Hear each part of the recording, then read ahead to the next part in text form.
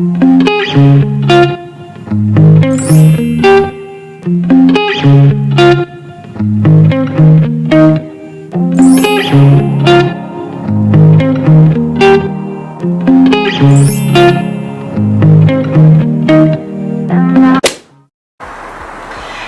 guys, so I assume you're all here because of the title. Welcome to another YouTube video. My name is Taz. I hope you really enjoy this one. I will be highlighting or listing some of the biggest life lessons and clues I think we all missed when we watched the Squid Game. So the obvious spoiler alert, you should have watched the movie already. Also, if you see me looking down, I'm looking at my phone. That's where I recorded the notes. I watched the movie sometime last week. Today's the second of October. I literally thought of this list early this morning. So yeah, let's get into it. So the first life lesson I think we can take from the movie Squid Game is that addiction is a slippery slope. It is obvious from the movie that the persons who partake in the game, the players, all were indebted heavily because of gambling or whatever their addiction were, right? They all ended up at the same place to compete in this challenge to win this humongous cash prize of millions of dollars. But then I thought more about it, and addiction is a huge topic, whatever you're addicted to. And then that got me thinking a bit more, and I'm just thinking that, what are we addicted to? And you can see that one of the main players, number 465, you see he's struggling with addiction. He was addicted to gambling, and you basically saw being played out how devastating that was on his relationships, his relationship with his mom, his previous marriage, and his relationship with his daughter. Not only did he have a gambling problem, but he also had a drinking problem. And to me, I noticed that didn't go unnoticed by his loved ones in the movie. So it got me thinking, what are we addicted to, right? I just feel like a lot of us are addicted to some things, and we may not deem it as severe as gambling or drinking or whatever, but it really causes you to like look within and think, am I addicted to something? Do I love this one thing too much? Do I invest in it too much? You know what I mean? And you really can think about it. Just think about life, and if we were supposed to be placed in a room to play the Squid Game with hundreds of people or thousands, what do you think the common factor among us all would be, right? Think about it. What would be the common factor with you and all those persons in that room? The second life lesson I think that the movie The Squid Game gave us is that life is unpredictable. So it's just the unpredictability of life. Let me tell you why I say this. Because I looked at the movie, hundreds of players, 400 and something, 465. He was the last one, the guy that I'm talking about. He was the last one, and you had in the movie, you had old, young, male, female, married, single. It was all across the board. The categories, it was all across the board. You had gangster, you had a man who was more on the theological side of life because he prayed continuously for every decision he made in the movie. And to me, they were all brought together by this common factor of their tremendous indebtedness. They were heavily in debt, and it was just, I guess, continuous bad decisions in life that led them to this point. But they were all in this room because of one thing: they were broke. They were severely broke, and they owed high debts to persons. So to me, it was just like, you really just don't know where you'll end up in life. I mean, it's good to have a 5-year plan, 10-year plan, tomorrow plan, 1-year plan. It doesn't matter. It's good to have these plans, but I just think that we should be open to the possibilities of things happening in life. because when you get shifted or sidetracked in life, or you get drifted in another route, it's good to be open to the possibility that this could still work. The third point that I have here is that pride and ego are two of the biggest downfalls of man, or will be two of the biggest downfalls of man. Let me tell you why I say this. I saw this being played out in the movie more so in the relationship that the business school guy, what's his name, relationship he had with his mother. And it was clear from the movie that he made the wrong decisions as it relates to business ventures, the risk he took. We also heard of him committing fraud in the movie, and to me all of that weighed heavily on him, and he would rather commit suicide, sacrifice himself. He was so ashamed, right, to visit his mom, just for her to know the truth that, Mom, this is your son and this is who I am. I am broke. I'm not the person you keep bragging about to your customers. Basically, I am this person and I am so broke, right? But I just think that in the movie, I think his mom would have rather seen him for one more second, literally one more second, for just who he is, her son, rather than what he chose to do, stripping away all the title, the position, everything that she thought he had accomplished, right? I find that the relationship with player 465 and his daughter really showed that pride and ego of man are not our best qualities. The Bible speaks about these things and how God really doesn't like these characteristics in men. And with player 465 and his daughter, I find that she just wanted her dad. She doesn't care how much money he has or had. She just wanted her dad. And to me, based on the decisions he made in life with his gambling and his drinking, etc., and how much in debt he was so ashamed to just be there for his daughter. And it's clear the role that her stepdad was playing or tried to play couldn't fill the void that she had, because she wanted her biological father to be there, rich or poor. She just wanted her dad, but he was so ashamed to bring himself to really take care of his daughter how he could or how he should, despite having $1 or $1 million, right? I think the fourth lesson from the movie is what goes around comes around, or we could say be careful of the bridges you burn. This is both good and bad. Okay, let me tell you why. In bad first, we saw how player 212, I call her the crazy lady, what she did to the gangster player 109 because she felt betrayed by him, and how he treated her throughout the movie. He didn't pick her for his teams, etc., etc. If you watched it, you know. And we saw how their lives both ended, and it was based off her action, right? Well, maybe his action and her decision in the end. And I just think that in life you have to look at it that way. Do not burn your bridges before you cross them, and literally, that's literally, if you get what I'm saying, literally.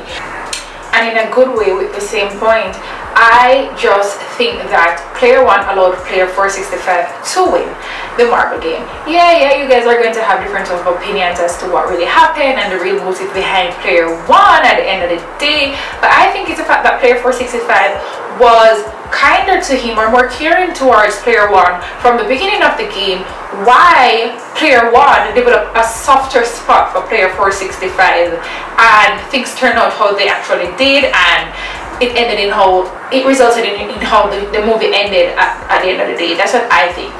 The fifth lesson that we can learn from this movie, The Squid Game, is to choose your friends wisely / choose your team wisely, or said another way, that appearance is deceiving. I think the movie really shows that no matter your gender, your age, so you could be old, young, female, male, whatever it is, don't let that trick you in deciding who you really surround yourself with, right? Toughest looking and the ones with the hard exterior aren't always the best persons to have around in this lifetime.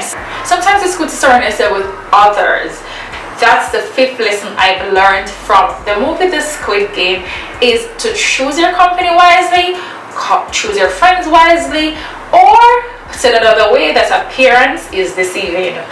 The sixth lesson I've learned from The Squid Game is that money really can't buy happiness. It really can't. Think about it. Look at what 465 did when he won the millions of dollars. He didn't even touch it. Like, I don't know if he felt guilty. He just clearly didn't go out splurging after winning the millions, right? I guess he saw it as blood money. And I also look at the fact that player one, he still had a terminal illness. No matter how rich he was so rich that he basically developed a sport out of their lives in this game, right? Spoiler alert. So money really can't buy happiness. Money really can't buy happiness, guys. I'm not saying that having money isn't good, but I'm just saying, if you're really depending on it to make you feel happy, and checking your bank account on a particular day determines whether your mood is up or down, that's kind of crazy, because money can't buy happiness. You should be happy regardless, and try to find other things that evoke that feeling within you, right? Other life lesson that I think that should be learned from this movie is that don't lose faith in humanity. All is not lost when it comes to humanity. This is why I say this. Number 67, that girl, look how reserved she was and had no trust in anyone at all, whether you were on her team, on her side or not. She trusted no one. And look how the marble game ended up. You know what I mean? The other player, the other female player, basically purposely lost the game to allow her to advance, because she opened up. She shared some, number 67 opened up, she shared something about her life, what she would do if she won the money, and that played on the heartstrings of the other player to cause her to say, hey, you have a plan when you get out here, I don't. You know what I mean? And that really tugged at my heartstrings, I'm not gonna lie.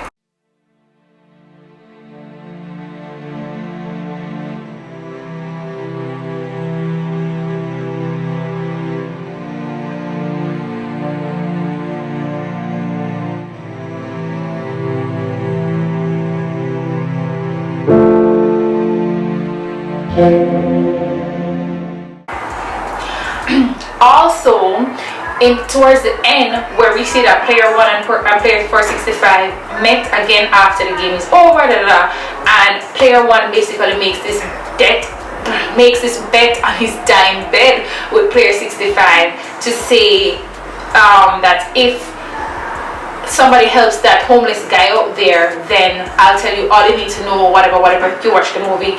But then we saw that the homeless guy did get some help, and to me it just shows that all is not lost when it comes to humanity. There's still a few good persons out there with really kind hearts, and those are the persons we should try to find and surround ourselves with. One of the biggest life lessons that I think, and the most obvious that I think this movie has really showed us, is that you must be careful of those who you trust in this life. That's simple. Look at how player 199 died. Look at the circumstances surrounding his death. You have to really, it was somebody from his team, it was his partner, right? Yeah, you have to be careful of those who you trust in this lifetime. That goes without saying. That, yeah, there was so much mistrust going around. You just really have to be careful. You just really have to be careful of those who you trust. And I won't even spend too long on that point. And I think now we're at number 9. Number 9. I think this life lesson is bigger than we would love to admit, and it's so obvious, yet I don't think a lot of persons really realize, or it's just too plain, I don't know. But I think the movie, the whole premise of the movie, the entire setup, everything is surrounded around on the ideology that you're going to have persons in this lifetime who are going to continue to bask in and thrive on the misfortune of others, right? look at the VIPs. They basically, all these rich and famous people basically made a sport out of the indebtedness of the players, and you know, watching them do these challenges, making bets on them. There's an actual term for it, and I won't butcher it. I'll just put it here on the screen. And there's an actual term for something like this, and that's just how life is. Life is like that. That's not, it's good, but life is like that.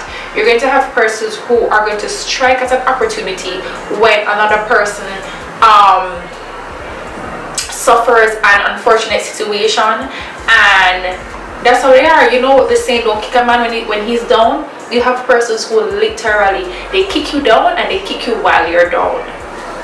Yep. Drum roll please. Number 10. Yes, number 10. I think the 10th lesson and clue that this movie has given us is that life gives you more clues than you're willing to notice. Right? You're willing to notice, you're willing to observe and take advantage of. Let me tell you why I say this.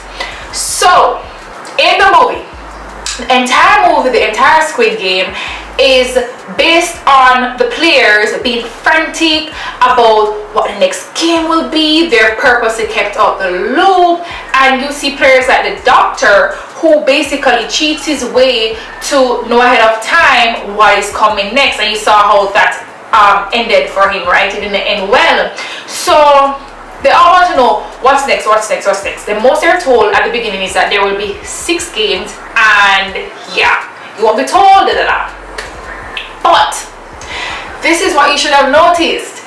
If you look on the walls of the room that they were all sleeping in, especially as the bunk beds, more and more bunk beds were stripped away as more persons were dying, all the games were on the walls. I noticed this towards the ending of the movie. I was like, wait, that big giant doll, isn't that the first game? And then I started to notice more and more. But at this point, I was like 5 or 6 games in, right? So I was really near the end of the movie. But all along, if they just stopped and looked around, they would have noticed. And I think that's life. Sometimes we're just so focused on the end result, the end result, the end result, and we have a tunnel vision for what we want.